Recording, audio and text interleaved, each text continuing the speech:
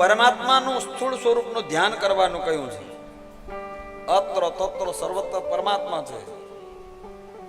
પાતાળ લોકથી કરી અને ઉપરના સત્ય લોક સુધી પરમાત્મા જ રહેલો છે. એટલે પરમાત્માના સ્થૂળ સ્વરૂપનું વર્ણન કર્યું છે. પદ પાતાળ શીશ અજ ધામા. પાતાળ લોક ભગવાનના ચરણના પગનું મૂળ છે અને ત્યાંથી કરી અને ટોચ સુધી પરમાત્માનું સ્વરૂપ રહેલું છે. એટલે એમાં સ્થૂળ સ્વરૂપનું વર્ણન કર્યું છે. સાત પાતાળ, સાત લોક, અતલ વિતલ સુતલ તલાતલ રસાતલ મહાતલ અને પાતાળ. આ કમરની નીચેના ભાગ જે છે એ પરમાત્માના એ સાત પાતાળ છે. કમરની ઉપરના ભાગ એ પરમાત્માના સાત લોક છે. ભૂરલોક, ભુવરલોક, મહરલોક, જનલોક, તપલોક, સત્યલોક. એ સાત લોક ઉપરના પરમાત્માનું જ સ્વરૂપ છે.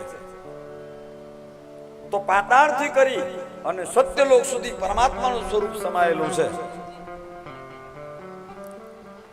રાજા મનને સમજાવવા માટે, મન સ્થિર કરવા માટે પરમાત્માના સ્થૂળ સ્વરૂપમાં મન લગાવવું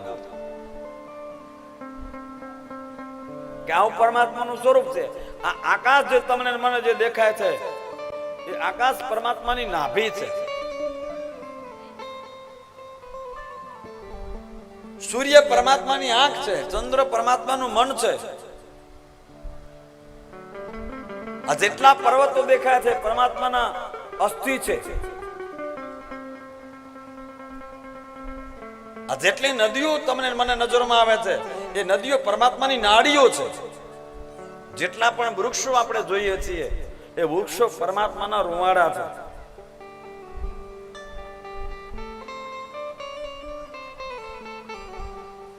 ઉન્માદ કરનારી જે માયા છે પરમાત્માનું હાસ્ય છે.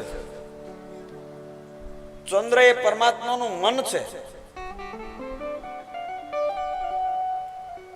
સમુદ્ર એ પરમાત્માનું ઉદર છે, પેટ છે. તો પરમાત્મા ક્યાં નથી? બહુ લાંબુ વર્ણન છે આમાં શ્રીમદ ભાગવતમાં. રાજા મનને સમજાવો. પરમાત્મા તો અત્ર તત્ર સર્વત્ર વ્યાપ્ત છે.